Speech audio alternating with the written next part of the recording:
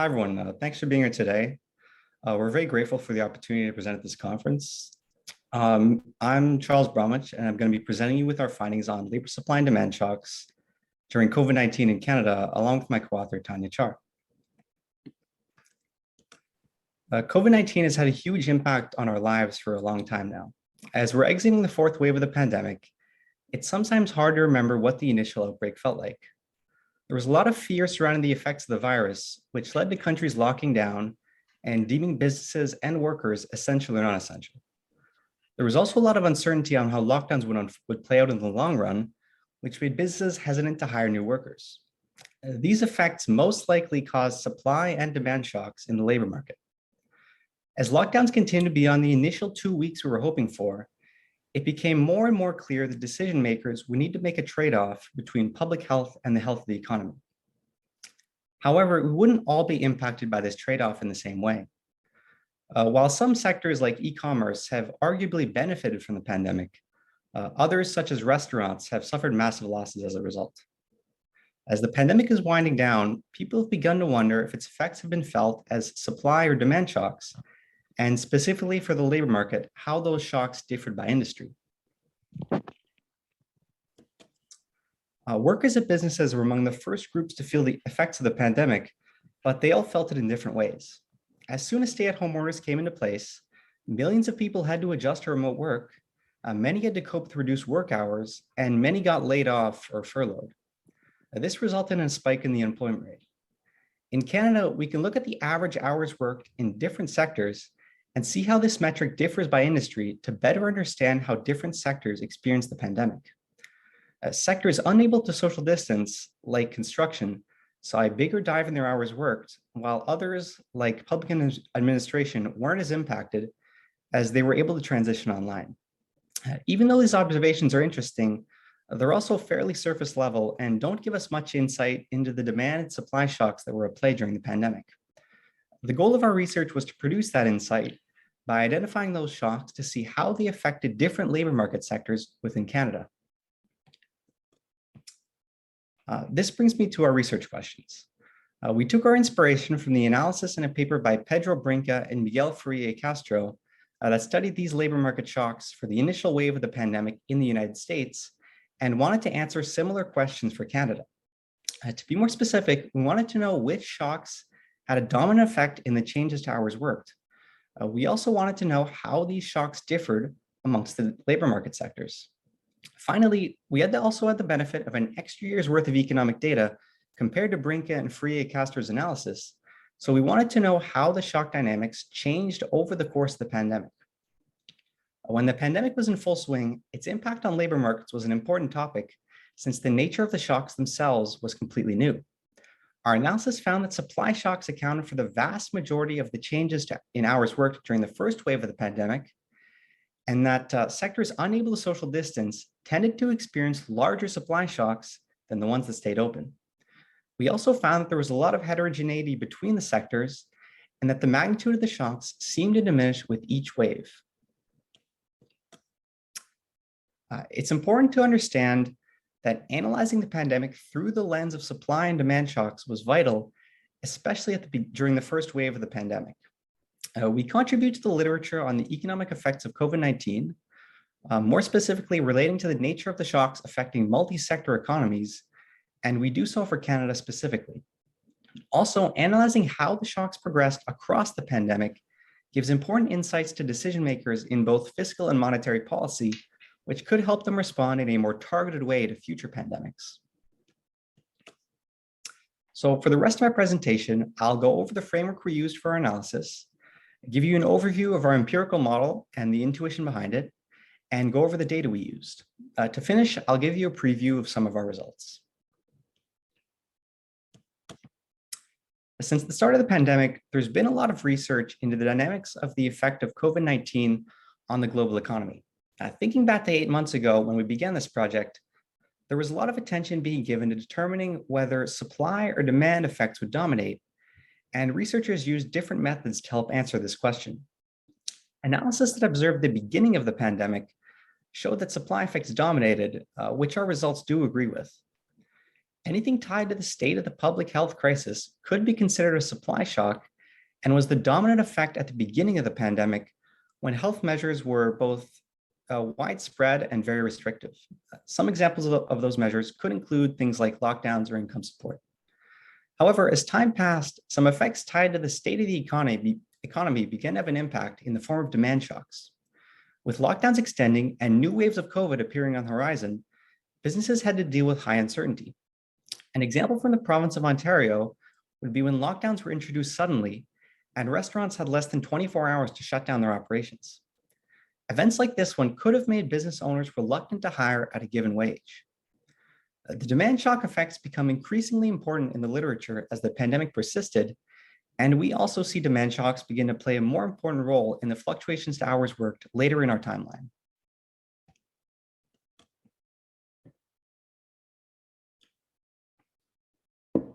Let's for a moment go back to the sector aggregates for hours worked I discussed in the introduction. Those fluctuations reflect both the demands and supply shocks that I just talked about, but it's very challenging to identify them from the hours data alone. So we rely on this technique proposed by Baumeister and Hamilton, which I'll discuss in this slide. It's essentially a model of the labor market that uses sign restrictions. To help understand how our model works, let's look at a simple labor market with wages and hours that are perfectly flexible. If we have a negative labor supply shock, like a lockdown stopping someone from going to work, labor supply decreases, which causes hours worked to decrease and hourly wages to increase.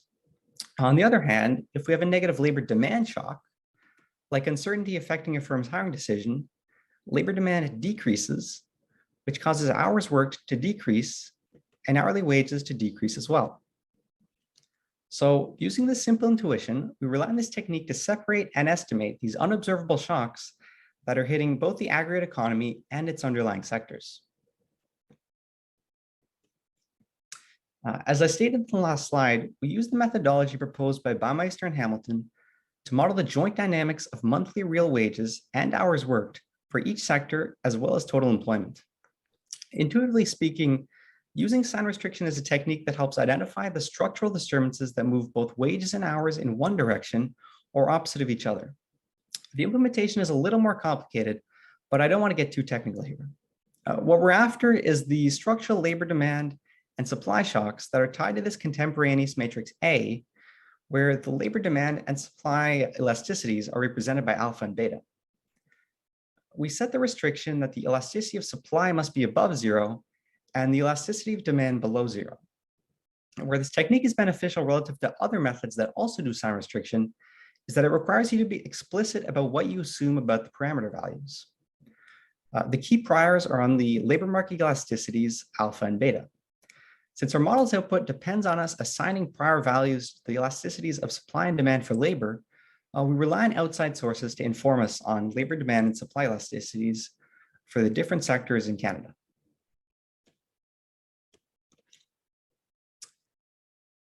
To get access to data on wages and hours across all sectors in Canada, we use data from Statistics Canada. Stats Canada is an agency within the Government of Canada that has the goal of helping better understand all aspects of Canada's economy using data.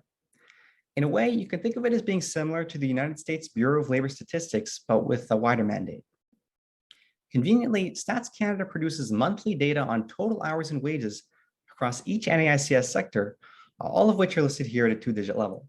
Altogether, these sectors represent the entire labor market. Our time period spans from January 2001 to May 2021. And here you can see the change in employment between February 2020 and May 2021. This chart highlights which sectors were most impacted by COVID-19. The sectors in red had yet to recover to their pre-pandemic employment levels and give you a good hint on which sectors will be most impacted in our results.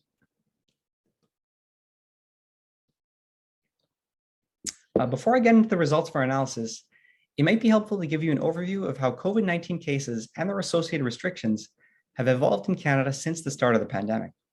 The light blue line on the graph you see here represents the number of new cases registered each day across Canada, and the dark blue line represents the severity of public health measures in Canada as modeled by the Bank of Canada's COVID-19 Stringency Index. As you can see, Canada experienced 3 waves of cases in the period we studied, though a smaller 4th wave has since taken place. Public health measures were also relatively strict throughout the pandemic.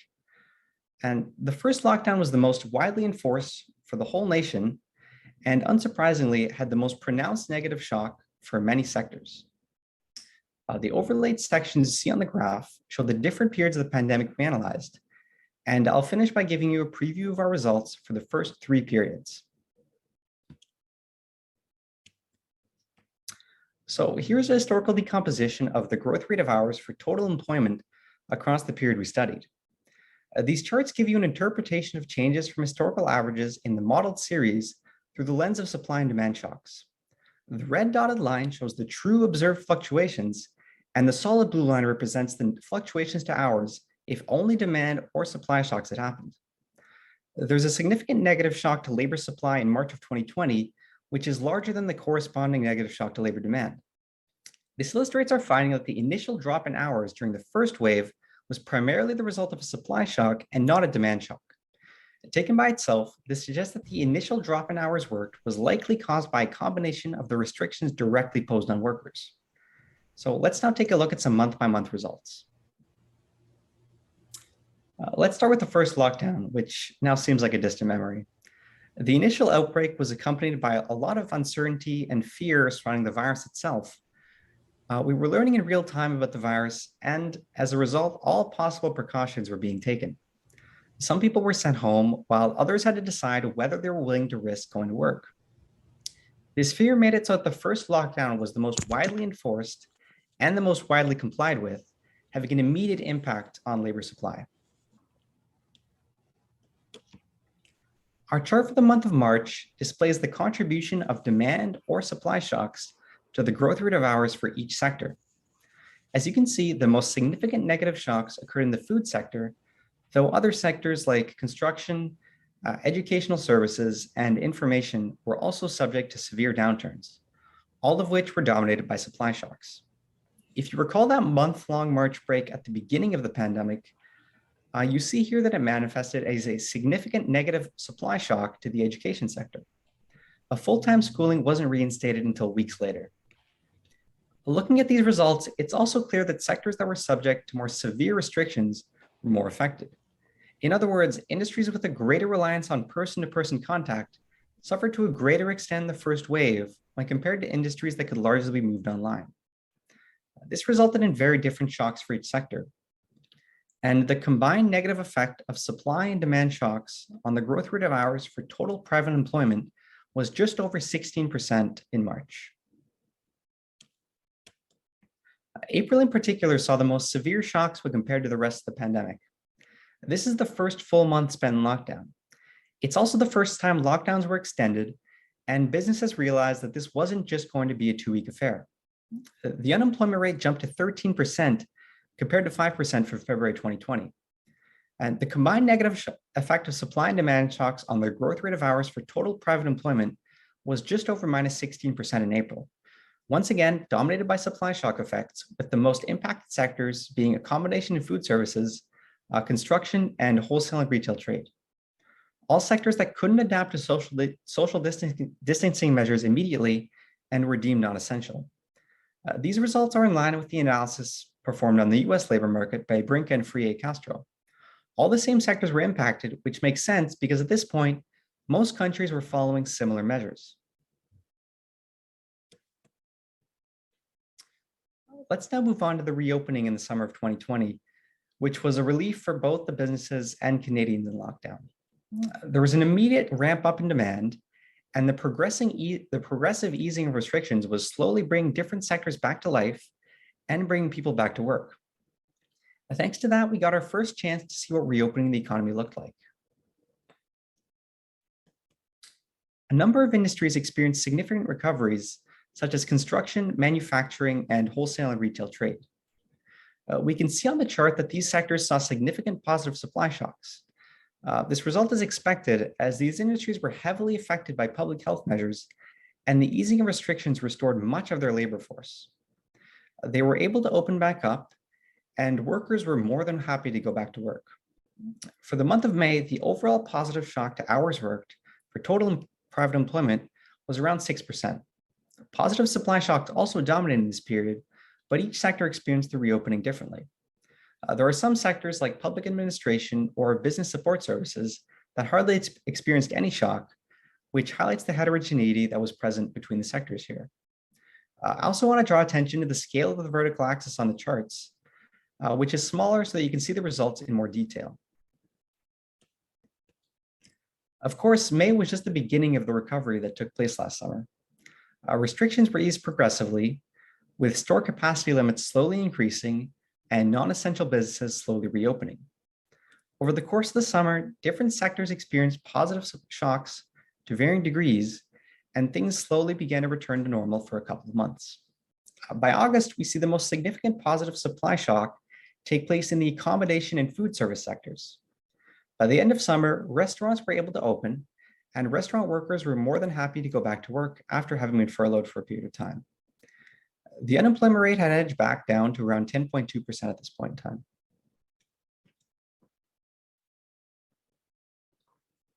The start of the second wave marked a turning point in our perception of COVID-19.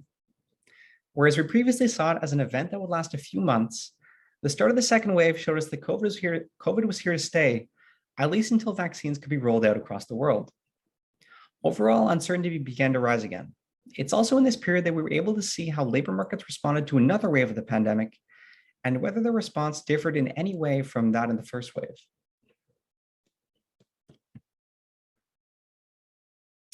By the arrival of fall, the second wave of the pandemic had begun in Canada. September saw a rise in COVID cases, but it would take a few more months for public health officials to reinstate restrictions. As a result, we can see a positive supply shock effect taking place on hours worked as the recovery continued, but the magnitude of those shocks is diminished, those shocks being heterogeneous across the sectors, of course. The positive supply shock in the accommodation and food service sectors became more muted. By November, it was clear that the second wave was underway and the effects of the recovery had begun to fade. Overall, uncertainty surrounding the impending restrictions resulted in mixed effects for this period.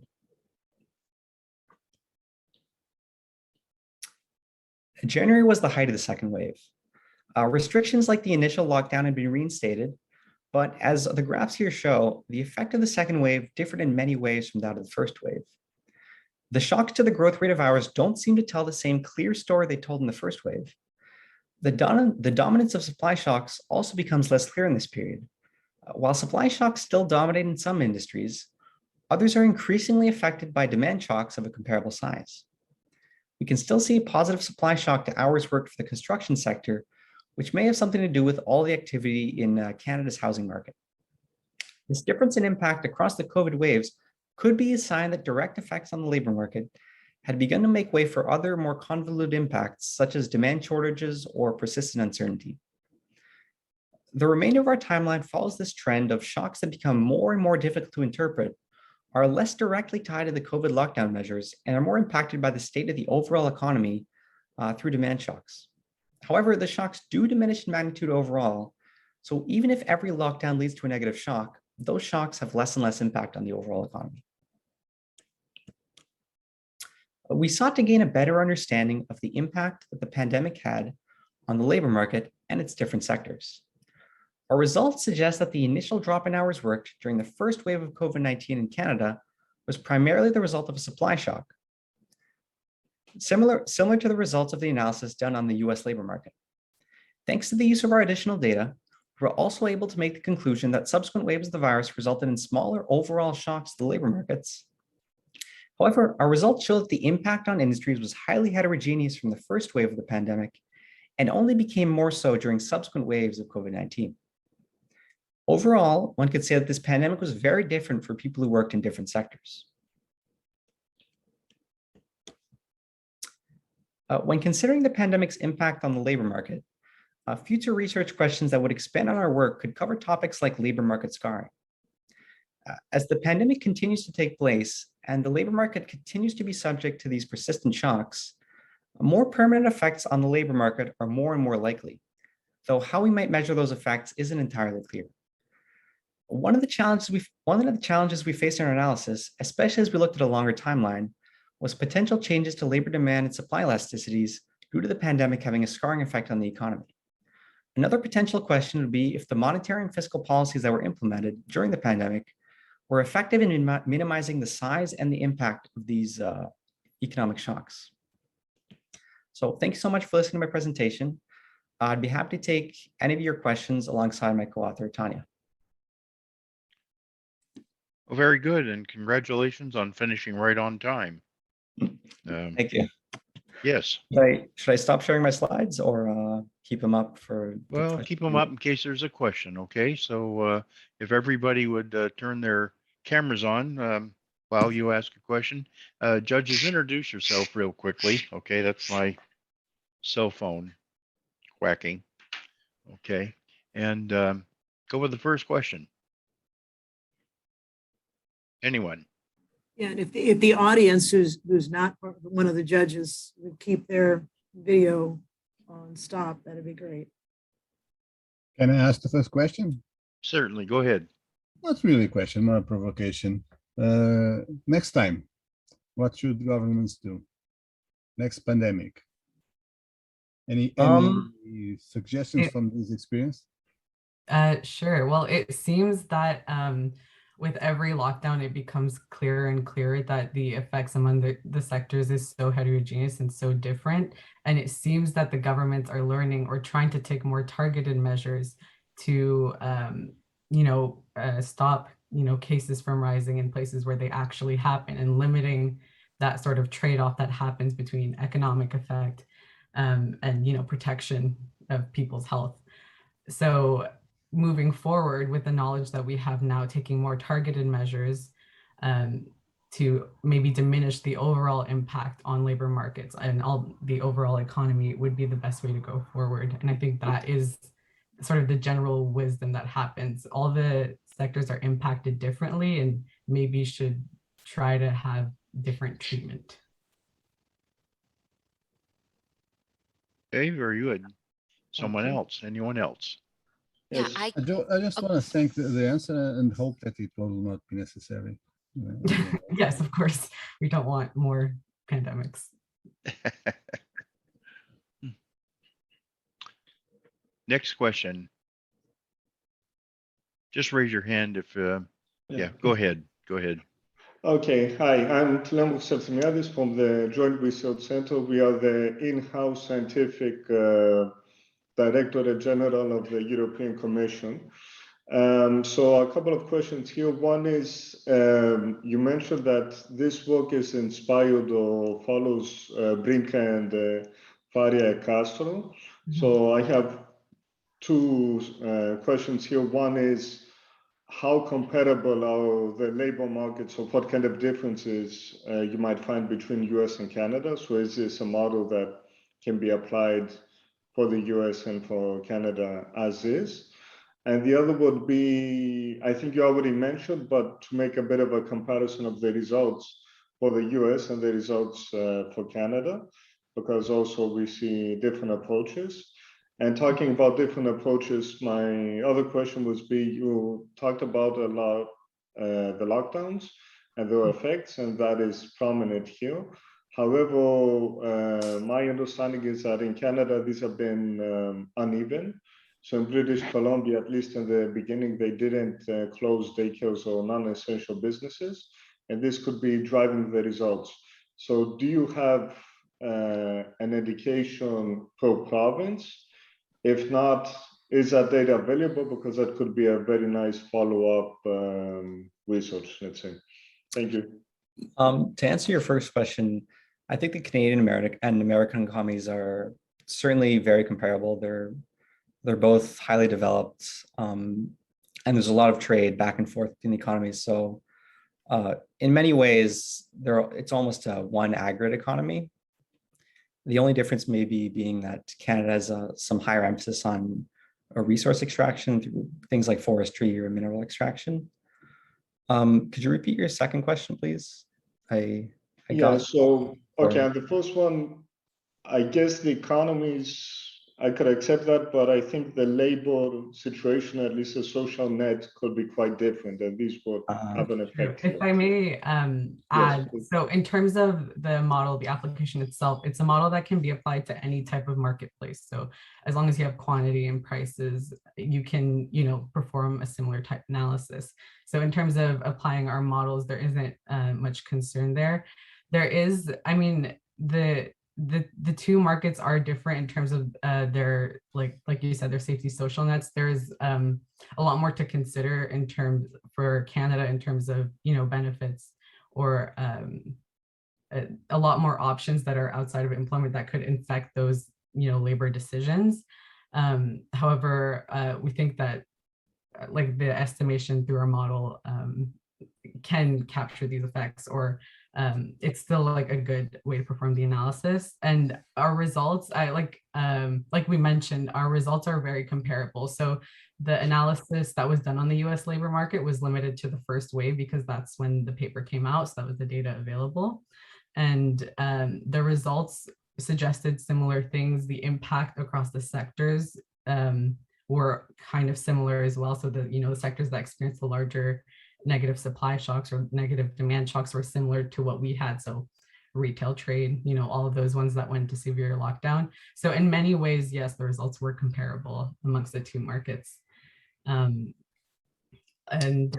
sorry, can you repeat this? Yeah, the other one was about, a different application of restrictions across provinces. Yes. Because at the end, you might, and also for the US case, you might be averaging out things, right? Yes. Especially if they were, I'm thinking about Florida, about British Columbia, and these places. So that was work that we actually did. We did look at some different sector results within different provinces, and we did also look at overall province results. From what I recall, and Charles, you can correct me on this, they did look very similar, especially at the beginning of the pandemic. There might have been slight delays in terms of when these different restrictions were applied, but overall the results showed to be similar. We looked at a few provinces like BC and Quebec. So they all suggested similar results with like slight deviations, maybe slightly different. So yeah. Okay, thank you.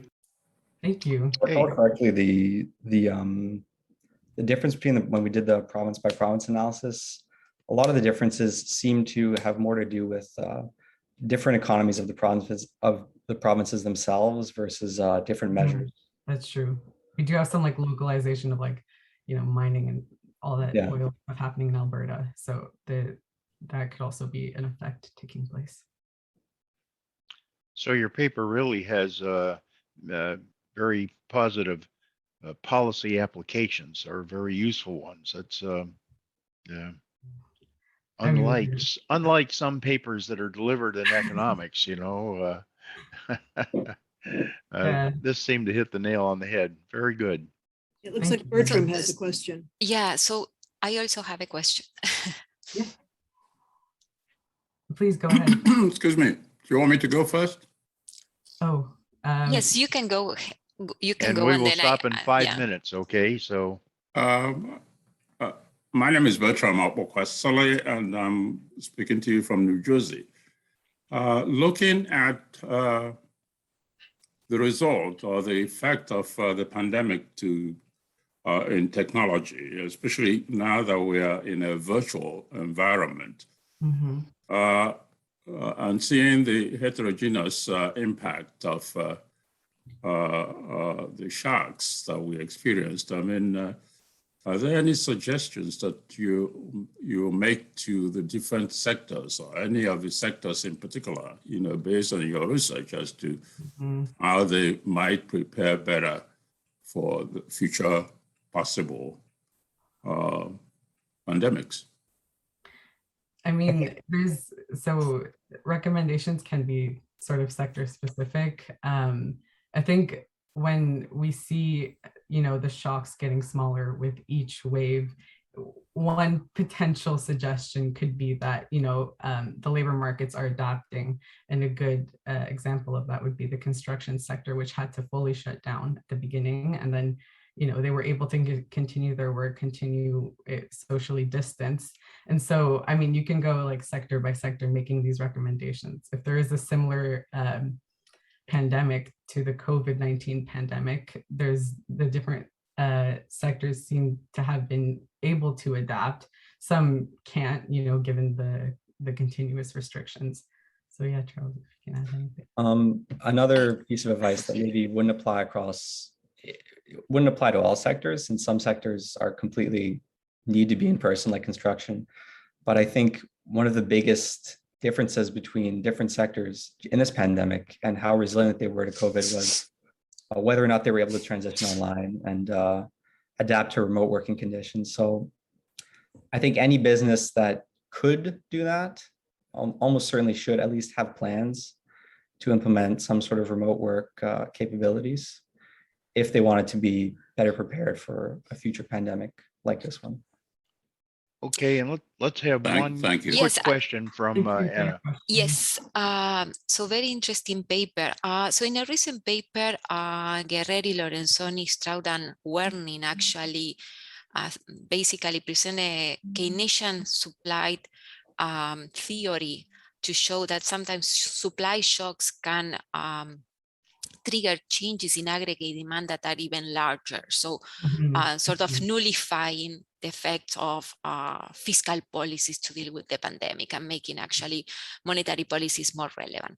So because this goes exactly sort of to the type of analysis that you are doing, what it was not clear for me from the econometric specification is if you are assuming that the supply and the demand shocks are orthogonal, or if you allow for supply shocks actually to cause demand shocks. And that was not clear. So if you haven't actually think about the interlinkages between supply and demand, how would you think that the results will change once you sort of introduce this extension that it's definitely very important for analyzing the pandemic? So that's something that comes into consideration, especially when you're looking at a longer timeline through the COVID months. And so that is something, especially in our literature review that was mentioned. So like cyclical effects that can, exacerbate either demand or supply shocks in other sectors and them feeding through each other. And that is one of the things that we tried to think about when looking at a longer timeline. But those tend to be shocks that are easier or more displayed for the overall output and overall aggregate economy. In terms of looking at labor market sectors, I mean, you can have supply shortage in one sector, and in terms of it affecting wages and labor supply in other sectors, that those are sort of effects that can take place over a longer timeline than what we have here. So in our initial results, it would be sort of difficult to capture that, I feel like. So basically you are assuming that are orthogonal. So these interlinkages are not included in the specification. No, I would say they're not. Okay. Okay, thank you very much. And thank you all for finishing right on time. If you would stop your screen share, we will be able to go to the next paper, which is equal convergence. Thank you for your questions. Yes, thank you. And if you would introduce yourself and go start it, we'd be ready to go. Yeah, can you guys see my screen and hear me? Yes, we can. All right, so hi everyone, I'm Gwyneth Donahue, and today I'm going to be discussing the wage gap that exists between immigrant and native workers in the United States labor market. And by native workers, I just mean workers who are born within the United States. More specifically, I'm going to be exploring whether or not wages between these two groups tend to converge over time, and whether such convergence patterns are consistent among different occupations. So to start, a little bit about this topic and why it's so important is that a large portion of the United States, 14%, is composed of immigrants. So many people come to the United States in search of a better life and better opportunities. Immigrants are also a large contributor to the national economy. Their labor force participation rate is 3% higher than that of native workers. They significantly contribute to the Social Security and Medicare funds, which help sustain the aging population.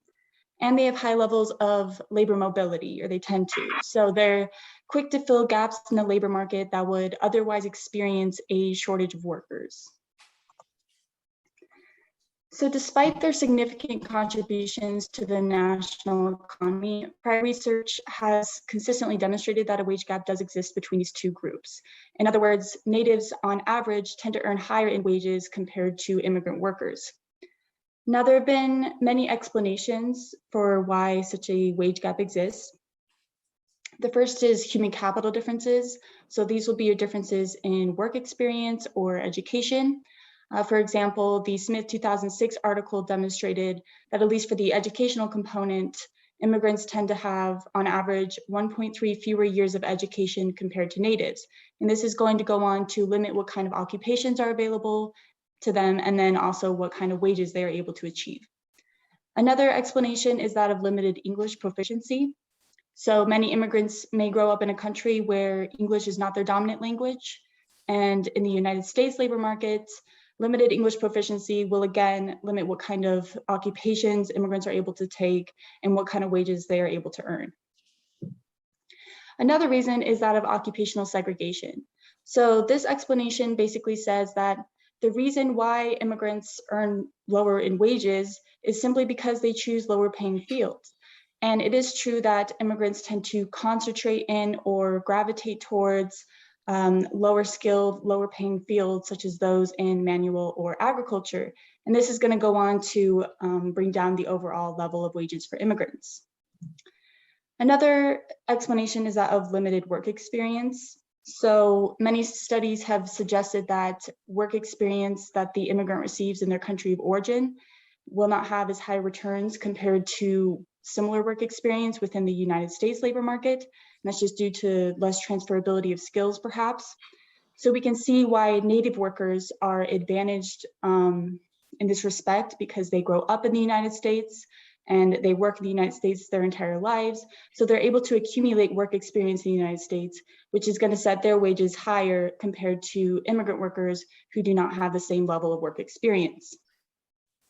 However, with this, it was suggested that the longer immigrants live in the country, the more they will be able to accumulate work experience that is specific to the US labor market, and the more their wages are going to catch up to or converge to natives over time. So the final explanation that I have listed here for why the wage gap exists is that of labor market discrimination. So in both the Smith and Fernandez and the Colomb, Grenier and Nadeau articles, it was demonstrated that in Canada, a country that is developmentally and geographically similar to the United States, and who also experiences an immigrant native wage gap, employers tend to select workers based on where they received their educational certification. So it was implied that a degree received in a developing country may be seen as less valuable or less credible compared to the same degree received in a Canadian institution. And we can see how this kind of selection would disadvantage immigrants in particular.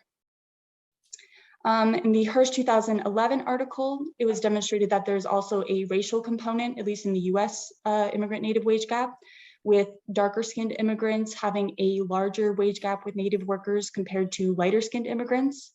And then similarly in the Garge 2004 article, there's also a gender component with certain groups of women immigrants having a larger wage gap with native workers compared to male immigrants from the same countries.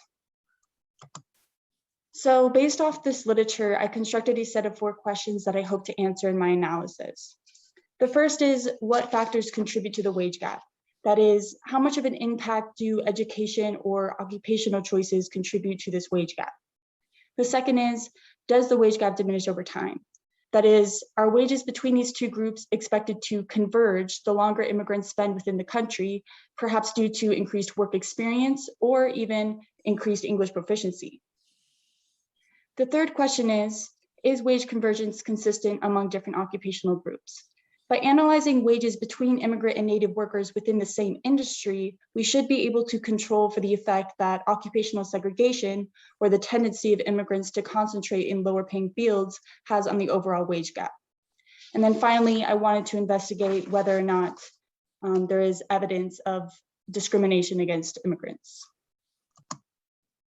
So, guided by the literature, I constructed a theoretical model that presents wage as a function of human capital variables such as education, occupation, demographic variables like gender, age, and then immigration status.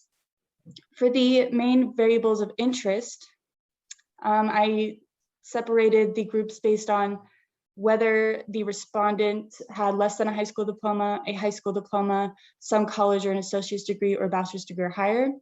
For occupation, I separated the groups based on whether the respondent was in manual, transportation, service and sales, office, or professional or management occupations. And then for immigration status, I separated the respondents based on when the immigrants arrived in the country. So these would be all relative to 2019, because that's when the data I used was taken from. So these were separated into 3 years within 2019, 4 to 10 years, 11 to 25 years, and over 25 years ago.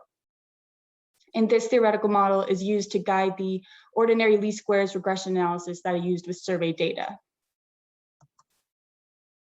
So with this, I also conducted a few hypotheses and just predicted based on what I expect to see with each variable.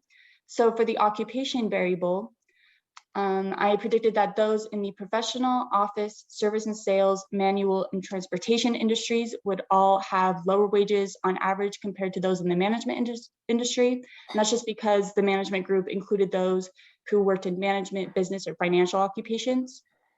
For the education variable, I expected that with increased years of educational attainment, one is expected to have a higher level of wages.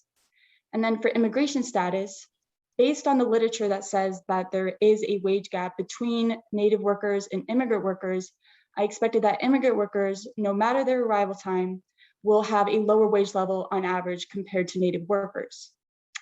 However, and also based on the literature that says that increased work experience within the United States will help immigrants close the wage gap with natives, I'm expecting the wage gap to diminish over time with increased years spent in the country.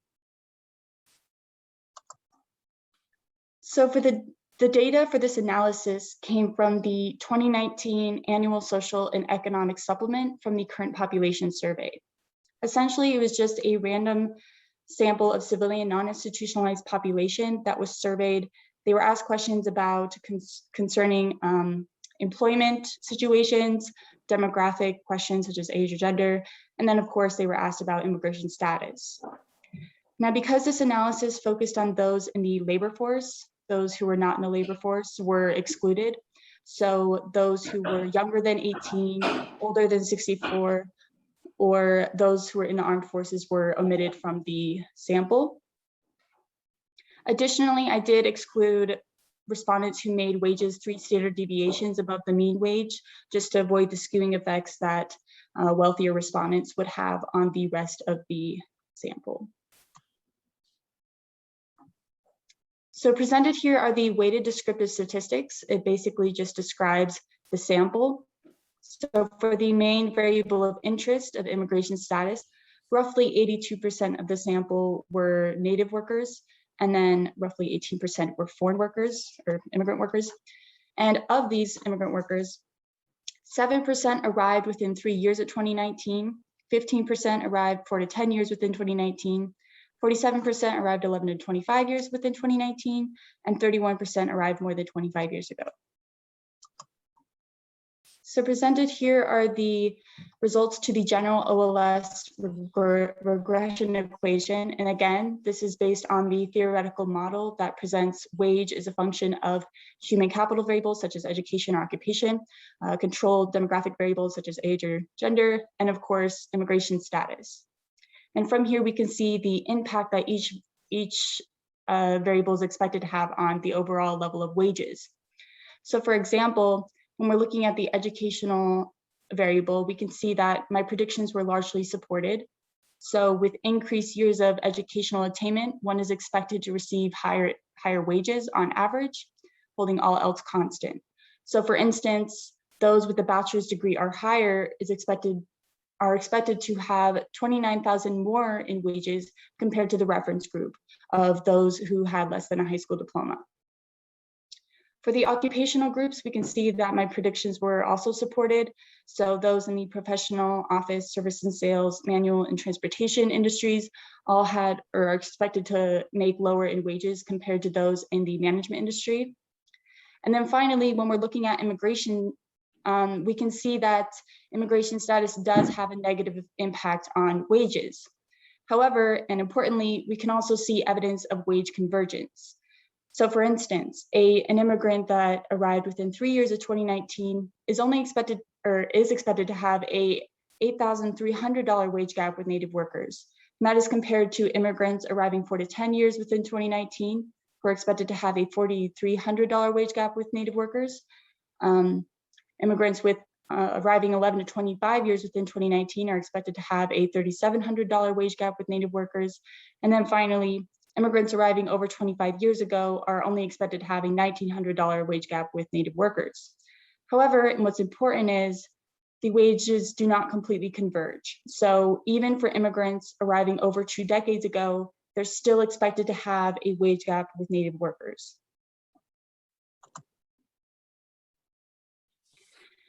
So again, of particular importance for this analysis was to see how the wage gap behaves when we look within industries to control for the effect that occupational segregation may have on the overall wage level. And among the statistically significant results, we do see evidence of wage convergence within each industry. What's most important about these results, though, is for immigrants arriving over 25 years ago in the manual and transportation industries, we see almost a $6,000 wage gap in these industries. And that is significantly worse compared to the $1,900 wage gap in the overall wage equation. So this indicates that there's some kind of disadvantage for immigrants who are going into these occupations. So just to further analyze these results, I conducted another regression analysis. This time, I ran a separate regression within skilled and unskilled groups, and this was based off of occupation. So those in the management, professional, office, and service and sales occupations were put in the skilled category, and then the manual and transportation were put in the unskilled category. And here we can see the same results, essentially. So for immigrants arriving over 25 years ago, they're expected to have almost a $600 or $6,000 wage gap with native workers in the same industries. Now that is compared to, say, immigrants arriving only 11 to 25 years ago in these skilled occupations. They're only expected to have a $3,500 wage gap with native workers. Again, suggesting that native or immigrant workers in unskilled occupations are at some kind of wage disadvantage. So just to further strengthen the results, I ran another regression equation. This time, the skilled and unskilled categories were based off of education level rather than occupation. So those with more than a high school diploma were put in the skilled category, and those with a high school diploma or less were put in the unskilled category. And here we can see similar results. For immigrants arriving over 25 years ago in the unskilled category, they have a significantly worse wage gap of $4,000 compared to the $1,900 wage gap in the overall general regression equation. So the final question in my analysis was to analyze whether discrimination could potentially be a contributor to this wage gap. And for this, I used the Blinder-Wohlhacke decomposition. And this method is very common in the wage gap literature because it essentially quantifies how much of the wage gap is explained by the variables that I included in my model and how much of it is unexplained. So for this analysis, the unexplained portion would indicate or could potentially indicate the impact that labor market discrimination against immigrants may contribute to the overall wage gap between immigrant and native workers. So based on these are results to the Blinder-Wohlhacke decomposition. Right at the end there, we can see the unexplained portion of the wage gap That is, how much of the wage gap between immigrant and native workers is unexplained by the variables in my model. And the wage gap, or the unexplained portion, becomes $1,000. So what does this mean? It means if you take a native worker and you take an immigrant worker and you assign them the same education, the same occupation, the same age, the same gender, and so on, the immigrant worker is still expected to make $1,000 less compared to the native worker. So this $1,000 could possibly be due to discrimination, an unobserved variable that's impacting immigrant wages. So what do these results indicate?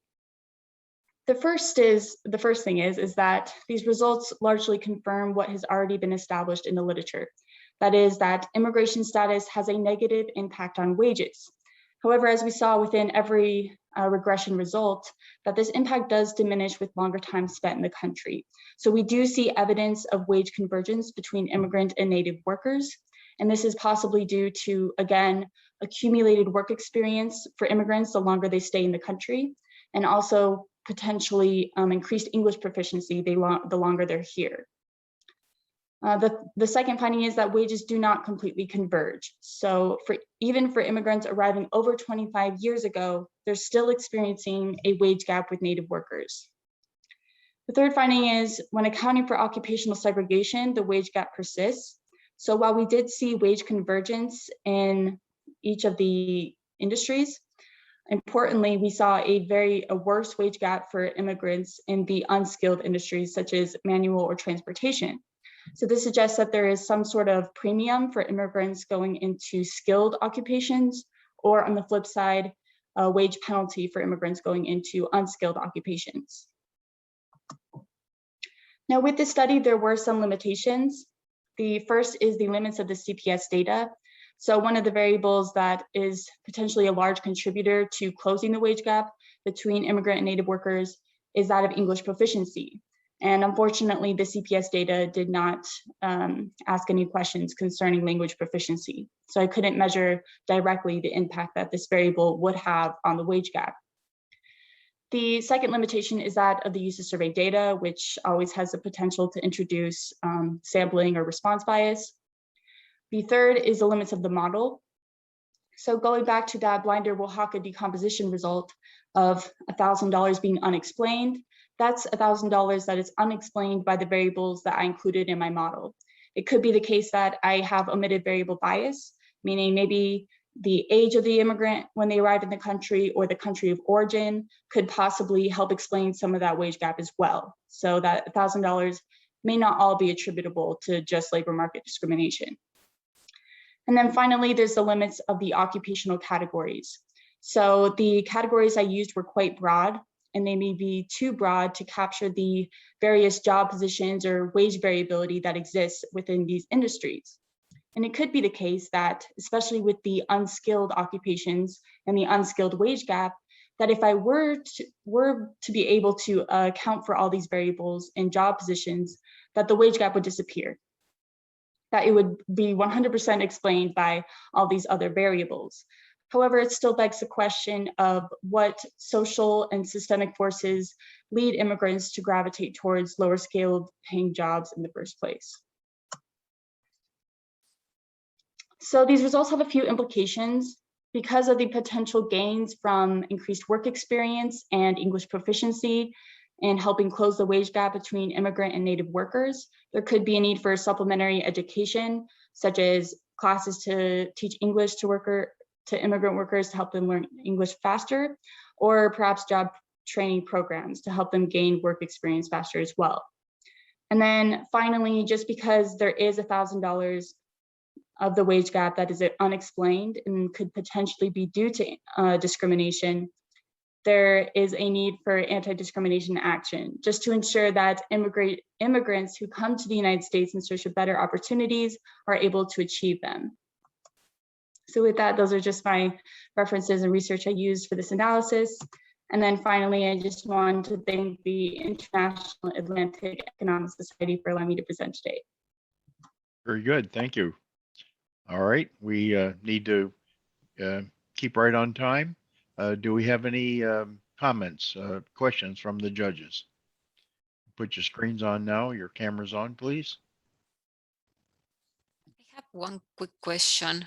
Okay. So I like this paper a lot, and towards the end of the paper, basically you acknowledge some of the data limitations that you have sort of to fully identify the effect. My main concern from an econometric point of view is that maybe you haven't actually controlled for selection of occupational choices. Sort of it's like thinking a little bit about selection model. So first there is the decision of the type of occupational category that actually a worker will basically apply for, and conditional on that, actually you can sort of explore wages differences. So I am wondering, what are your thoughts on potential selection bias? And then it's like, how do you think that the results actually can change if you control for that? Yeah, that's a good question. So I feel like some of the variables have a sort of cyclical effect, especially in terms of maybe why immigrants would choose certain jobs. So like limited English proficiency, something I wasn't able to study, that could lead potentially to immigrants to select lower skilled fields. Exactly. That was exactly my yeah. concern. Yeah. And it's also probably exacerbated, like low levels of education will obviously lead you to select certain fields. I guess there may be some level of like endogeneity with those variables. I'd have to definitely think about a way to control for that cyclical effect that those variables have. Exactly, but I think that it's worth actually trying to see if you can model first the selection of occupational choices and conditional on that, control for that selection, potential selection bias, and then explore wages actually differences. But I like your paper very much, and I also like the policy implications. Okay, thank you. One more quick question, then we're going to move on. So catch up. Anybody? Bertram, I see you have your hand up. Oh, wait a minute. Yeah. Let's go here. Yes, let's go to the Netherlands. Okay, so I just wanted to ask you, in your model, I didn't see how English-speaking immigrants, native English-speaking immigrants, would be considered in the model. I wanted to ask you, does the model allow for, in my case, I'm calling from Portugal, we have a number of immigrants, large number of immigrants that come from Portuguese-speaking countries. Would your model allow to accommodate this let's call it group of immigrants? That's something if I were to conduct this analysis again, I would definitely control for country of origin. So definitely English-speaking countries. I just couldn't control for if immigrants were English-speaking, just because of the CPS data didn't ask any questions, unfortunately, about language proficiency. But it would have been helpful to study the impact that English proficiency does have. There was just no way to control for that with the data that I used. Okay, good answer. One more quick one. Anyone? Let's see. Yeah, Bertram, you had your. I have my hand up. Yep, you have your hand up. And that's for a comment. It's not actually any change of the model. I mean, I like the paper. I think it's very relevant.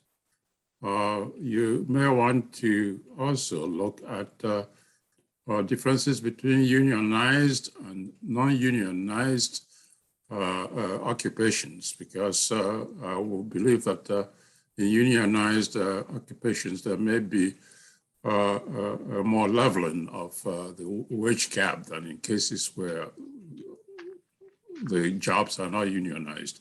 But wonderful paper, thank you very much. I think it has broad implications. Thank you. Yeah, thank you. it was just last night that it occurred to me. I was wondering how unionization or the decline of unionization would affect immigrants in these unskilled categories, especially, and how that could contribute to the immigrant native wage gap. Again, if I could do the analysis over again, that would definitely be something I'd look into. Okay. Thank you. It is a couple minutes after 9. We have to allow some time for the judges at the end. So let's move on to the third paper, okay? And when it comes time for the questions, I'll go to the people who haven't had a chance to ask one first, okay? But the next paper deals with monetary policy and macroeconomic policy. Hello. Let me share my screen and also let me know if it works. Screen works. Yeah, can you see my presentation? Yes. Fabulous. And I hope you can see me on the screen too. Okay, I'll start right now. Hello, my name is Robert, and I'm presenting ECB originating monetary shocks and non-Euro EU member states. In my research, I asked the research question of whether and how the ECB originating monetary shocks influence monetary policies in the non-Euro EU member states. And this entails asking about monetary policy trilemma. To address these questions, I applied 2 microeconometric techniques to investigate if and how different monetary shocks influence policy rate hikes and slumps in Czechia, Hungary, Poland, and Romania. And the conclusions I reach are that the impact of the ECB originating monetary shocks on probabilities of policy rate changes cannot be ruled out. But other results are convoluted and more research is needed in this area. To introduce you to my research, my presentation includes 4 parts. First, I introduce my work and I include motivations and outline of what I'm doing, of what I was doing. Secondly, I speak about literature inspirations.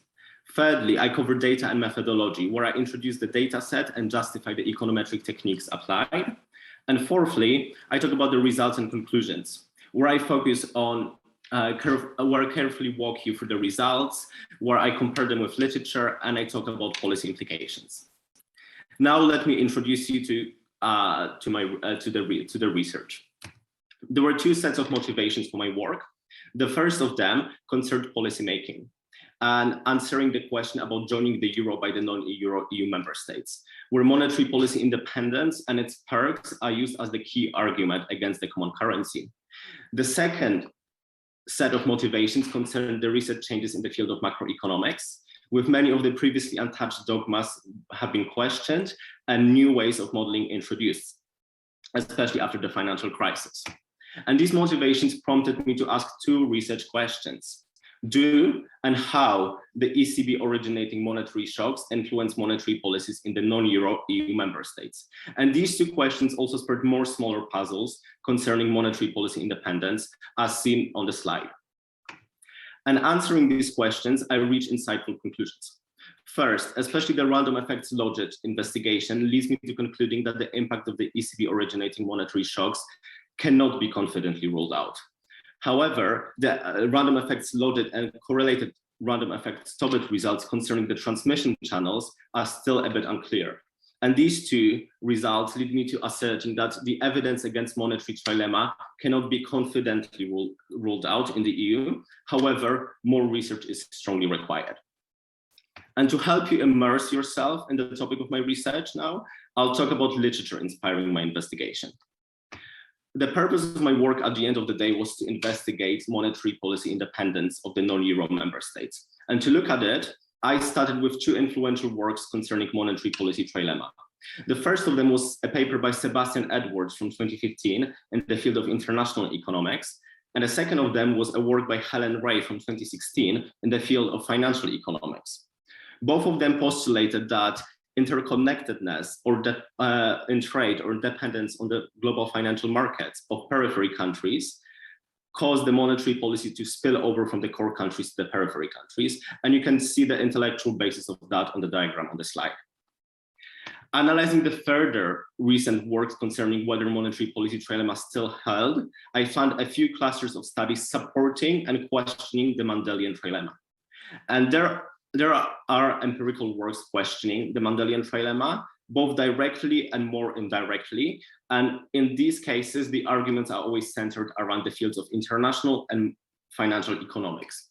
On the other hand, there's still plenty of researchers defending the notion of trilemma, providing plenty of evidence in theory and empirical works and analysis of historical data, with some examples that you can find on the slide. Going through all of these papers allowed me to identify 5 gaps in literature that I sought to fill in. The first of them was that most of papers focus on the influence of the Federal Reserve on emerging markets. And by doing so, the researchers ignored the potential influence of the European Central Bank on the EU member states, especially in the East. Secondly, most of the researchers, like most notably Edwards himself, applied ordinary least squares to investigate monetary policy spillovers. And by doing so, they ignore not only the non-linearities, but also the zero lower bound. And thirdly, the literature identifies financial and trade integration, as well as alignment of business cycles as media of monetary policy transmission between countries. However, not all the potential channels are always controlled for in different papers. And by isolating this media of transmission, I sought to bridge the third gap in literature. Fourthly, academics focus on either short term, meaning like up to a month, or medium term, meaning more than a quarter, when it comes to designing their specification. And I combine these 2 approaches. And fifthly, researchers rarely mix high frequency financial indicators with more mainstream macro indicators. And by constructing my own monetary shock variable, I combine these approaches. And to achieve all of these goals, I built a careful data set and picked econometric techniques to maximize the quality of my inferences. My sample spanned 1999 through 2019, exactly the timeline of the euro's existence until the pandemic. And my panel included Czechia, Hungary, Poland, and Romania, as other non-euro EU member states were dropped due to either their pegs to the euro currency or the insufficient data set, as it was the case with Croatia and Sweden. And follow the regressions, monetary shock variable remains the main independent variable for me, whereas depending on the specification used, either negative and positive policy rate change dummies or transformed policy rates were my dependent variables. The table on the following 2 slides summarizes all the variables used in my research. They were collected from Eurostat, European Central Bank, other central banks, as well as from Thomson Reuters ICON. And different colors on these 2 slides indicate that the variables were transformed further by me. The aim of the transformations of the data was to make sure that variables were suitable for the econometric methods applied by me. Some data, for example, were interpolated from annual or quarterly data to monthly values to ensure enough variability, which both Logit and Tobit regressions were sensitive to. And secondly, I applied the so-called inverse hyperbolic sign transformation to force normal distribution on the policy rate variables to confirm Tobit's very strong normality assumption. And on top of that, to capture monetary policy shocks at the European Central Bank, I needed something more suitable as a variable rather than European Central Bank policy rates.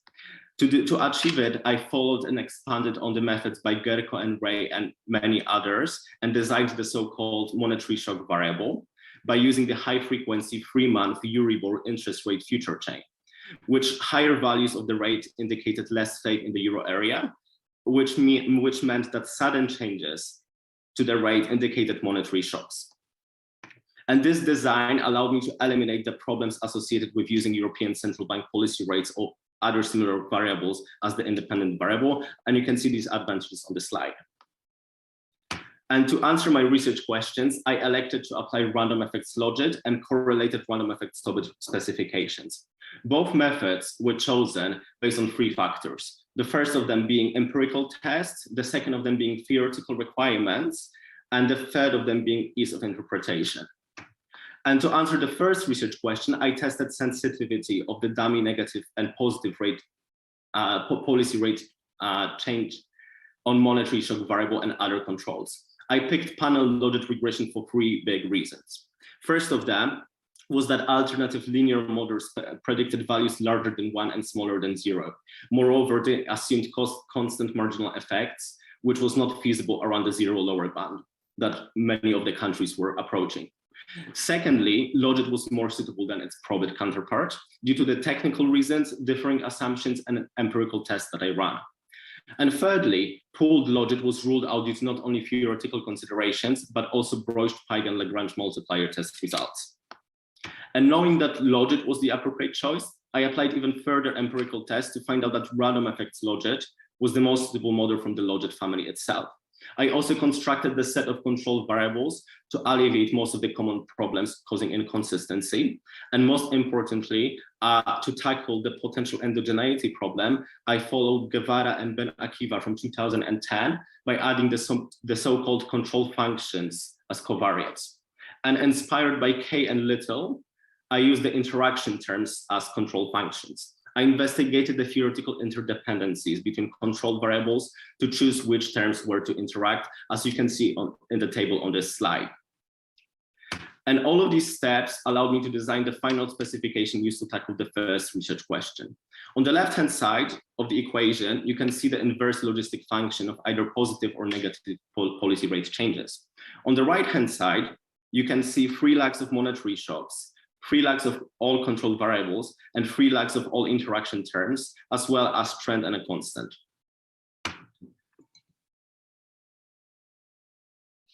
To answer the second research question, I investigated the impact of monetary shocks on transformed policy rates. And type 1 Tobit regression was more suitable than all of its counterparts that I had analyzed. First, for 3 technical reasons. First of them was that linear methods again ignored zero lower bound and the non-linearities around it. Secondly, the censored regressions didn't match the corner solution data.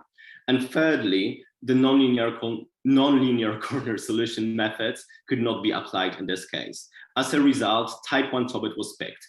From now on, I'll just simply call it Tobit to save a bit time. And applying various econometric tests again and analyzing the monetary policy processes in each of these 4 countries, I ruled against using pooled, fixed effects and random effects Tobit in favor of the correlated random effect specification, as you can see in the diagram on this slide. Like before, I carefully constructed the data set to ensure that the key problems associated with panel data Tobit didn't render my results biased, inconsistent, or inefficient. This also involved solving the initial value problem by applying the methods postulated by Wooldridge in a standard postgraduate econometric textbook. And all of these factors allowed me to build a regression model most suitable for answering the second research question.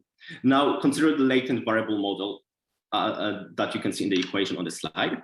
On the left-hand side, you have the transformed policy rate.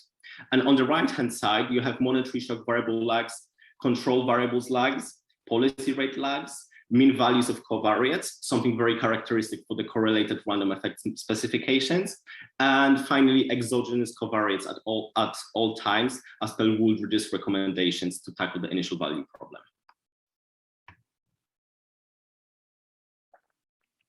With motivations, literature inspiration, data sample, and methodology covered, I'm now turning to discuss the results and their significance. You will see that my attempt to answer the first research question gave promising results, but the same cannot be said about the second question. Random effects logit showed that the impact of the ECB originating monetary shocks cannot be confidently ruled out. However, the results of correlated random effects Tobit were not satisfactory. They were very complex and enjoyed very little statistical significance. This is the reason why they are not reported here or in the article itself. I run random effects logit regressions, and I also run various econometric tests to find no evidence of any of the assumptions of random effects logit being violated. The model itself included 33 variables, 30 of which had 3 time lags. And to remain concise, because of that, I presented only the coefficients of monetary shock variable and its interaction terms with LIBOR, the import and export shares of the euro, and invoicing for each of the countries. And you can see this result on these 4 slides. And the overall outcomes were satisfactory. For example, take the pseudo R-squared statistic, which was derived by McFadden in 1974. It stood at 0.71 and 0.41 for positive and negative policy rate changes models, respectively. While it was showing the relative weakness of the second model, this relative weakness was still in line with the results of the research of Han and Wei from 2018. And in the following slides, you can see the results of each model, the coefficients and average marginal effects of the for each of two regressions. And in the fourth slide, you can see summary statistics. And first, let's analyze coefficients of monetary shock variable. I use green color to highlight the statistically significant coefficients for positive rate change model. And for its negative counterpart, I use the red color. And what's really interesting that combined together, all of three lags of monetary shock variable were jointly significant at 1% level for each of the models according to the Wald test. To see that these results present a concise story, consider a positive unit change in monetary shock variable, which would be associated with loss of confidence in the euro area. Such a change correlated with growing chances of positive rate change. Such a change also correlated with eventually declining odds of monetary tightening. And what's really interesting is that this is congruent with literature, especially with the works of such researchers as Miranda Agrippino and Ray, who researched VIX and other financial statistics, or with the research of Takats and Vela, who investigated the US synthetic policy rate and its impact on Polish and Czech policy rates.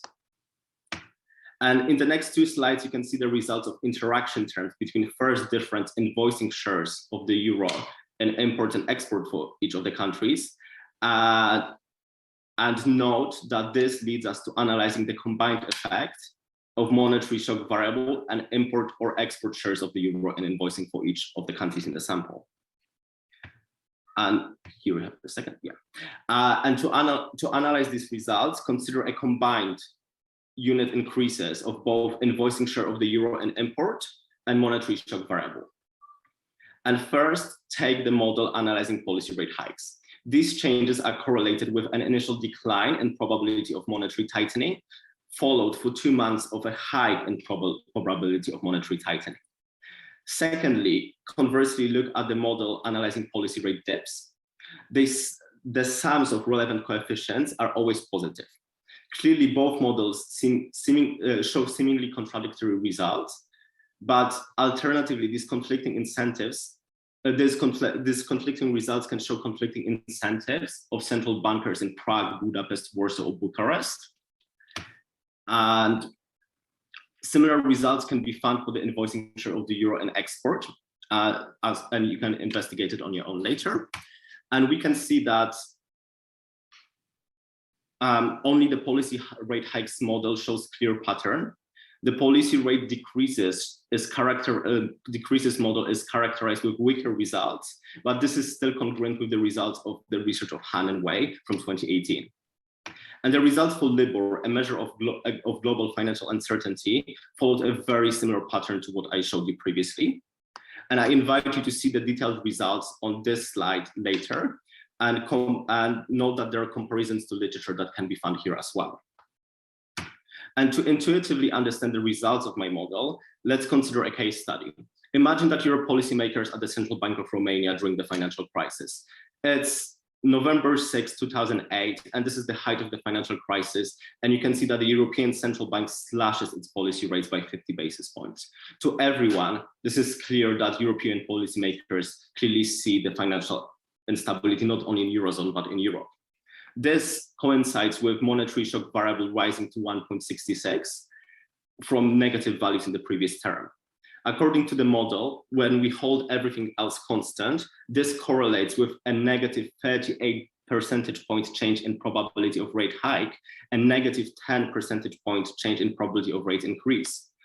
This relates really much to the narrative of Kuttner from 2018, who spoke about the conflicting incentives of emerging markets central banks during the financial crisis. And this example brings us to 3 key conclusions of my research. Firstly, we cannot confidently rule out the impact of the monetary shocks from the ECB on the non-Euro EU member states. And this perfectly echoes the findings of Edwards, Ray, and other researchers, as you can see on the slide. Secondly, this stronger results for the positive rate changes model are complementing the research of Han and Wei from 2018, as already mentioned by me during previous slides. Thirdly, the results associated with the transition channels are still unclear, but the lack of clarity is not enough to confidently reject the findings of Edwards and Ray in the EU. And these results justify the need for more research into macroeconomic interconnectedness, not only in the EU, but especially in the EU. The policy implications of such research are significant. My work, combined with the various empirical findings, shows that macroeconomic policy in the EU is becoming increasingly nuanced and complex. In particular, with a long list of potential macroeconomic interventions, there is much space on the spectrum between full flexibility and fixed exchange rates. And bear in mind that these results are applicable to other integrating economic unions. For example, take West African Monetary and Economic Union or Gulf Cooperation Council and many, many other entities around the world. And I recognize that my research could be taken far ahead. For example, I believe that theories of economic unions could be integrated with the novel macroeconomic techniques. Further, my work could be expanded by including more variables that are not available to non-institutional researchers, or adding macroeconometric techniques like VAR. And hopefully this is what I'll be doing during my postgraduate studies. And this concludes my presentation. You can find the sources here. I want to thank the conference organizers as well as my dissertation supervisor who helped me with mentally preparing for the competition today. And I invite all of your questions right now. Thank you. And I'd like to congratulate you on your paper and finishing on time. Very good. Oh, I did finish. Okay. Yeah, you did. You certainly did. Okay, so let's hear from some of our judges. Do we have our first question, folks? Yes, go ahead, please.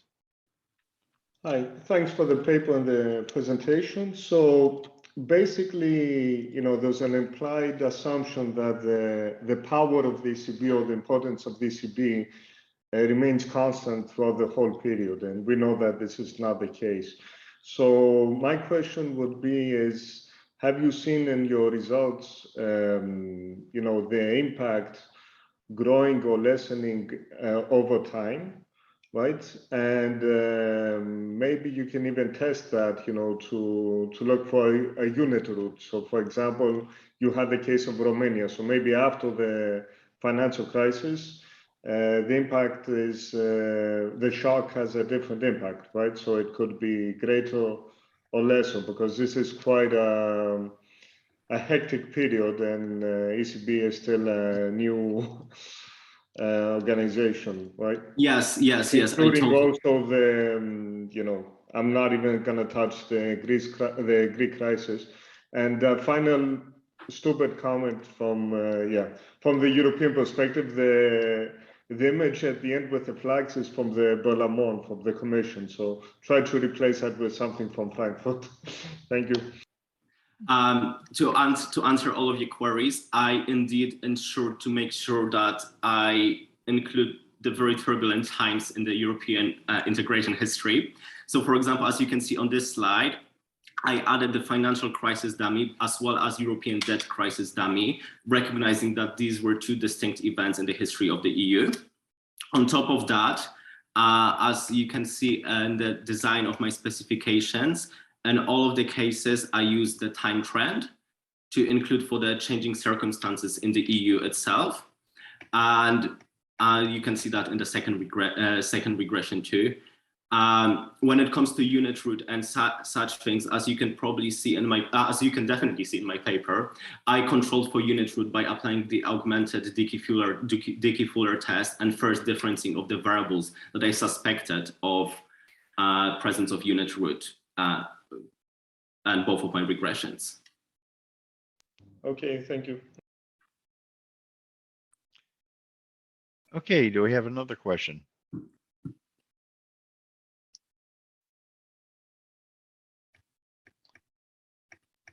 I'll put this back on.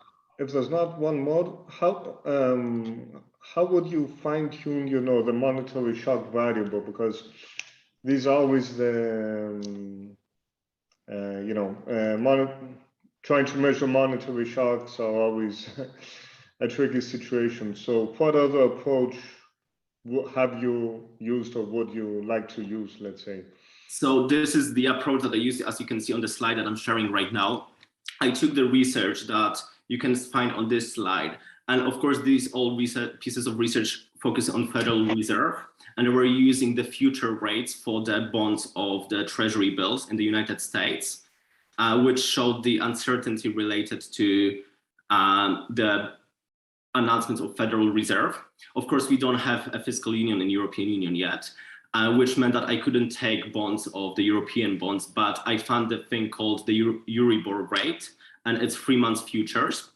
And for each, and I collected these values of this bond from the Thomson Reuters. If I may interrupt, what would you do differently, let's say, or what would you? What would I do differently? Yeah. I know that, for example, when I built my variable, I used the data at the end and at the beginning of the day of the meeting of ECB Governing Council, because my business, the School of Business at the University of Edinburgh gave me a very limited access to Thomson Reuters icon and refused to give me access to Bloomberg. And what I really would like to improve is finding the hours of policy rate announcements during that day and find the reaction of markets, not in the hours after this announcement, but in the minutes afterwards. Because I collected the data for the exact hours of the of the announcements and exact days, and I would use something more granular than just the end of day value, but rather if Mario Draghi gives a speech at 3 p.m., I would check what happens at 3:30. Okay, thank you. Okay, very good. Interesting paper. I like one of your comments on there, a more nuanced reality. Yeah, I think that pretty well describes it, doesn't it? So yes, I really worry when I talk about my paper that people will take it at its face value and that will interpret it that Poland, Romania, Hungary should drop their currencies and join the euro because there is some interconnectedness.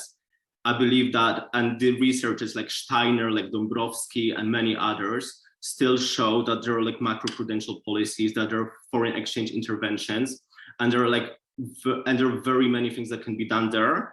And more very careful research is needed because as we could see with the examples of Greece, joining the euro is a serious decision. And I believe that the debate should be more nuanced than it is right now, for example, in Poland or Hungary.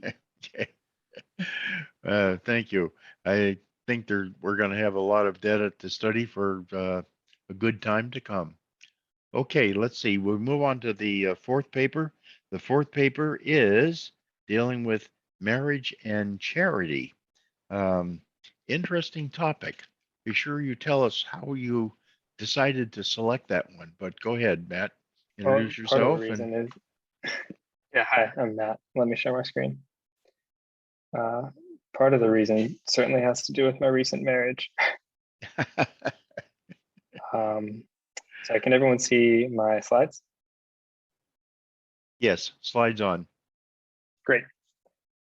So I'm going to get started and present my paper on marriage cohabitation and charitable giving. So first I want to give a brief introduction of how marriage and cohabitation are viewed in economics. So the way that economists analyze marriage is typically as one of many possible family structures for which you can study decisions, utility, and spending. Marriage in particular provides benefit in the form of utility from the expression of love and demonstration of commitment, as well as the more kind of economically minded benefits, increased returns to consumption and production of household goods. So the same goods will go further per person for two people than one. And in fact, marriage is often used synonymously with two-person household in the economic literature. However, couples have increasingly chosen cohabitation rather than marriage, as cohabitation largely provides the same consumption and production benefits as marriage. So a natural question arises that why do couples still choose to get married, at least from an economic perspective? And it could be due to commitment, that the social and legal costs of exiting a marriage relationship, that is divorce, are significantly higher than the costs of exiting a cohabiting or a roommate relationship. Marriage then could act as a mechanism for commitment, decreasing the probability of the dissolution of a household union by increasing the costs of exiting it. And specifically, Lundberg and Pollack in 2013 suggest that commitment fosters cooperation and encourages marriage-specific investments, particularly for things called household public goods. And now I'll talk a little bit about what household public goods are.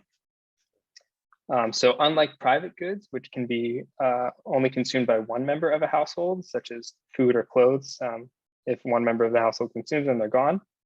Household public goods are first non-rivalrous, and second can be consumed jointly by the members of the household. Some examples are living space, heating, or a child's well-being. If I consume the heating that is being used for my house, it doesn't prevent someone I'm living with from consuming that heating as well. At least some household public goods can be consumed only if a household union remains intact. So if the union dissolves, some benefit derived from the consumption of these goods will necessarily disappear.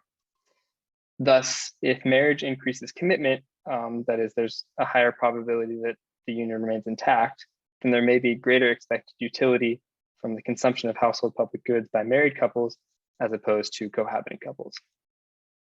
So empirically, we should expect to see that married couples consume more household public goods than cohabiting couples. And so the particular household public good I end up studying is charitable giving. So charitable giving could be an example of a household public good, since the act of donating can provide benefits to all members of the household and it's non-rivalrous. And it could also increase trust, love, and mutual respect, something that I lump together and call relational capital, which is also a household public good. Other economists have studied giving as a function of income, tax rates, and other household characteristics. But in my study, my goal is to discern the effect of marital commitment on giving. So there are clearly large differences in amounts of giving by married versus cohabiting couples, which suggests this from the outset.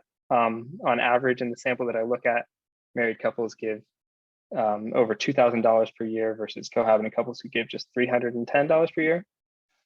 But the question of interest is, do these average differences hold when controlling for other relevant factors, particularly income?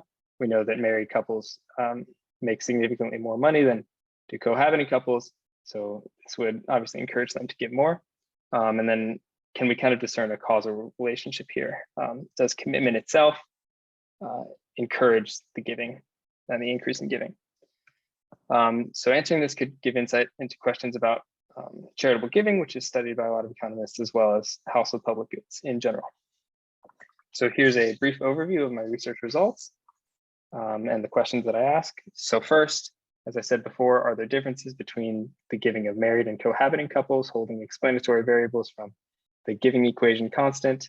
The answer is yes. Married households are about 17% more likely to give than are cohabiting households, and a representative married household will give 4 times as much as a similar cohabiting household. And then second, does increased commitment in the marriage decision itself affect giving? Is there this causal relationship that I suggested? And the answer, once again, I believe I've shown evidence that yes, once cohabiting couples are 7.3% more likely to give after they get married, and they're expected to give 43% more after that event takes place. So before I talk about the empirical strategy, I want to talk about the data I used. I used the panel study of income dynamics, also known as the ph.d, a national survey in the United States. The waves I used span 2001 to 2015, and they're biennial. I use the ph.d because it's possible to identify cohabiting couples and differentiate them from married couples, which is obviously extremely crucial to the study I do. The ph.d also gives detailed information on charitable giving, only starting in 2001. So that's why that is the first year that I studied. And second, it's longitudinal, allowing for the following of couples before and after they get married, which is really important to kind of discern the causal effect of marriage on giving. And now, before I talk about the theoretical model and the equations that I estimate, I want to give a brief discussion of a specific variable, namely the tax price of giving. So the tax price of giving is an important input in the giving equation, because in the United States, tax filers who itemize deductions can claim charitable donations as a deduction, thereby reducing their taxable income. So if tau is the marginal tax rate, a household that itemizes deductions only foregoes 1 minus tau dollars of other consumption to give $1 to charity, effectively making 1 minus tau the price of giving. So when considering whether to give $1 to charity, the opportunity cost is less than $1. So unfortunately, the ph.d does not report tax rates, these marginal tax rates, which I would need to calculate the price, but they can be estimated using the National Bureau of Economic Research's TaxM model. However, instead of simply estimating the marginal tax rates, I follow Mir and Priday and estimate price as equal to this variable 1 plus t prime minus t over 100, where t is the tax liability of a household, t prime is the tax liability of the same household if they were to give $100 more to charity. And I use TaxM to estimate these t and t prime. So I'm essentially using the hypothetical tax savings from giving to charity to back out this price variable. And the reason I do this is because of complications with the Earned Income Tax Credit, Child Tax Credit, EITC and CTC, which are based solely on earned income, and thus affect the marginal tax rate that would be reported by this TaxM calculator, but not the tax price of giving. There's another complication with this tax price variable in that it is likely endogenous because households can donate so much that they move into a lower tax bracket. So the price of giving could decrease enough that it will encourage a family to give more to charity, but in doing so, they would reduce their taxable income and potentially move into a lower tax bracket and then increase the price. So there's kind of causal effects working both ways there, and the tax price variable is clearly endogenous. Luckily, there's a great instrumental variable that can be used, specifically the $0 tax price of giving, which is the price that a household would face if they were to give $0 to charity, which is highly correlated with the actual price that a household would face, but only affected by the tax code and not a household's giving decisions. So now to talk about the specific theoretical models and equations that I estimate. So here, giving is explained by several different variables, including the status of a household, whether they cohabit or are single or married. So the sample I use here are all families in all years from the ph.d, about 40,000 observations of 8,000 unique families. And I exclude some parts of the ph.d to increase homogeneity. And yes, then I have the key variables in this equation are cohabits and single, which are indicator variables equal to 1 if family I is headed by a cohabiting couple or a single person respectively in year T. And as you'll notice, the left out category in the specification is marriage. So if we're looking at beta 1 and beta 2, the values of these are going to be the differences in giving by cohabiting couples or single people relative to being married. I also include the price variable that I referred to earlier, and interactions between the couple status and price variables. And this is included because of the hypothesis that different couple statuses will respond differently to changes in price. Sorry, did someone say something? Sorry. You're fine, go ahead. Sorry, I just heard a sound, okay. Yes, so the hypothesis is that there will be different tax price elasticities for cohabiting versus married versus single people.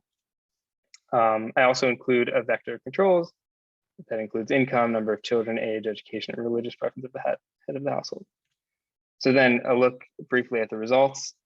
We can see that permanently cohabiting couples, first year cohabiting couples, which is a separate category that the ph.d identifies for couples that have been cohabiting for just 1 year, and single people all give significantly less than married couples and are significantly less likely to give than married couples, which provides some sort of evidence for this difference, and definitely that there is a decrease in giving by cohabiting couples relative to married couples, even holding relevant explanatory variables constant.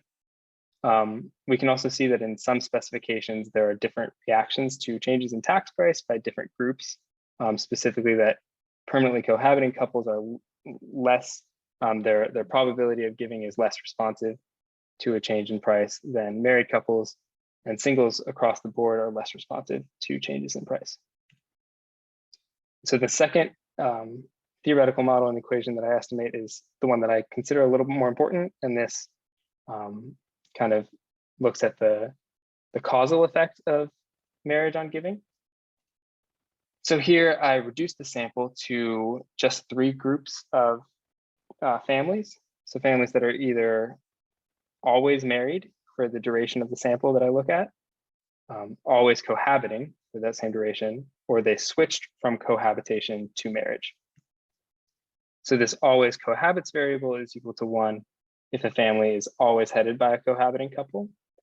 This gets married variable is equal to 1 if family I is cohabiting in the year that I observe them, but later, in a later year, they will get married. The got married variable is equal to 1 if family I is married in time t, but was previously cohabiting. And then once again, I include a vector of controls that includes a lot of the same variables as in the previous regression. So once again, it's important to look at what the left out category is. In this case, it is the always married group. So these coefficients will be relative to the always married group. And then another crucial thing to look at here is for the difference between beta 2 and beta 3, whether there is a difference for couples who were cohabiting and got married versus couples who are going to get married while they are cohabiting. So this is what's going to give the kind of overtime effect of getting married on giving. It'll also be interesting to look at the differences between beta 2 and beta 1, comparing couples who are always cohabiting with couples who are currently cohabiting but will later get married, to see if there is some sort of predisposition to giving for the couples who are later going to get married, even before they get married. So here's a few of the results.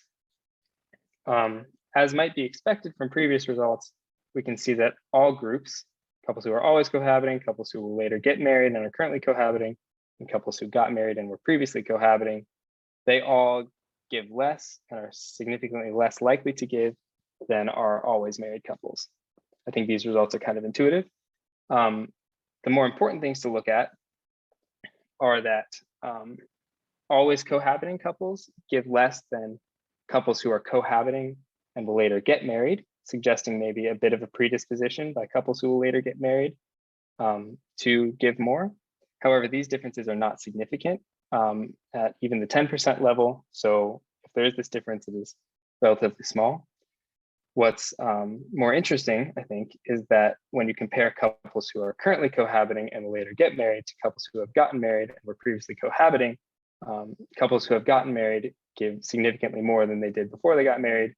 And as you can see, these are chi-square statistics, and these differences are indeed significant at the 5% and 1% level, respectively. So this, I think, provides the best evidence that I have for an over time effect of marriage on giving. And specifically, this overall suggests that unobserved non-legal commitment might grow leading up to a marriage, increasing giving, but binding legal marriage increases giving further still and in a significant way. So conclusion of my main findings is that there is evidence that married couples give more to charity than do cohabiting couples, holding constant other relevant factors like income, taxes, and demographics. And then there is also evidence for a sort of causal relationship between commitment and at least one household public good, namely charitable giving. So one kind of large issue with this is that it's very possible that the marriage decision itself is endogenous. In specific, some of the same unobservable factors that encouraged a couple to get married may also increase their charitable giving. So it makes it difficult to say for sure whether there is this causal effect that I argue for. So in future work, a great thing to do first would be to find a strong instrument for marriage, which is a difficult task, but if it were to be found, to repeat this analysis and have a stronger argument for such a causal effect. Another thing would be to study commitment and its effect on other household public goods, since charitable giving is just one example of those. And that is all I have today. I want to thank you for your time and for listening, and I'm happy to answer any questions.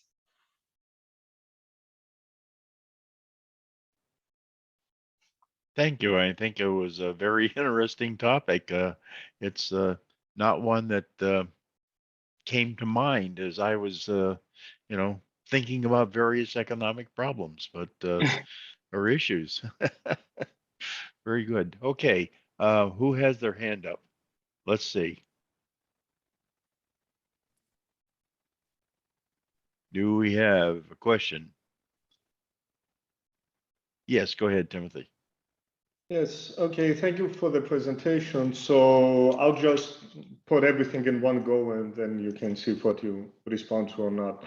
The first thing is somewhere in the paper I saw dummy variables for religious preference. So I'd be interested in any results there. And the other is, okay, you talked about demographics, right? But age on the one hand, and employment status at the other, I consider them very important. Because when you talk about charitable giving, you're talking about monetary giving. However, a lot of charitable giving is giving time, volunteering. And it's often that we see, when people are a bit younger in uni, they might give more time than money, right? And then at the middle age, there's no time for anything. And then when they get older, they spend the weekends helping undergraduates, get prizes at conferences. So these are the two questions so far. Thank you. Yeah, so just to clarify, the first question, was it about religious preference? Yeah, so those, I did include dummy variables for religious preference, and they had the expected sign in accordance with the previous literature on charitable giving. Most religions increased one's charitable giving. Something that I also did to test the robustness of my results was, I'm thinking maybe it matters less your religious preference and more the degree of religiosity, and that would increase your giving. So unfortunately in the ph.d, there are only two waves where you can kind of measure degree of religiosity, where they measure how frequently in a year you attend religious services. And so when I reduce my sample to just those 2 years and include the degree of religiosity variable, obviously degree of religiosity increases charitable giving, and the results that I found hold. This was something that I was a bit concerned about, because I figure married couples are typically more religious than our cohabiting couples, but the results do hold. To your point about age and volunteering, I did include age and its quadratic as a control, but I honestly did not consider the kind of lifetime effect of how your giving differs. And I did not include a variable for employment status. Yeah, okay, it's just something to consider. I don't know. That's what popped up at me, but it's, as I revisit, that's definitely something I'll think about, since it is possible to identify in the ph.d. Yeah, I think you have the data for that, so it could be nice to take a look and maybe you get something. Okay, thank you. Yeah. Okay, another question. So, yeah, go ahead, Anna. yes, thank you, Gary. So I have exactly the same question on religious preferences. So I will pass on that. But the second thing is that for me, the most important, I will say, pitfall of the paper or the econometric approach is precisely endogeneity issues, which is something that you actually acknowledge. So what are your thoughts in terms of using, when you say for future work, actually use strong instruments? What are you thinking? And it's like, any thoughts on how the literature basically address these things? Because it could be that if giving actually is a reflection of a personal trait that make you more prone actually to get married, definitely you will have, you know, important reverse causality problems. So your thought on how to address it are very welcome. Yeah, so I mean, if I had a really good idea of how to address it, I probably already would have. But no, but I mean, I think in terms of collecting data, for example, what are the other things that so you can do? The goal would be to find some sort of exogenous shock, right, that encourages people to get married. And so one thing I've thought about where the data to be available is the legalization of same-sex marriage, and wondering if, you know, a bunch of people now able to get married and then they start getting married, does this now, you know, maybe they were already a couple, but now that they have a kind of binding legal agreement, this is, you know, more exogenous than I think a marriage decision would typically be. And then you could see if after that, does giving change. Unfortunately, in the ph.d, there are so few same-sex couples and they're hard to identify. Yeah. That was not possible. They're only even identified from 2015 on. So, but I think that it's a great idea. The other thing that came to my mind is other type of policy support, whether you distinguish, I mean, basically couples that have kids or not, and whether sort of there have been actually policies to support, I mean, part of the cost of having a kid or something like that, subsidies. I mean, especially, I mean, from a developing country, we observe those things quite a lot. So, I mean, it's just food for thought. Yeah, that's really great to think about. Okay, Bertram, you had your hand up. Yeah, my question is actually the change in the total contribution of people who get married and what happens after they get married, or people who start cohabiting, because I believe your research is looking at after the fact. I mean, after they started cohabiting, after they got married.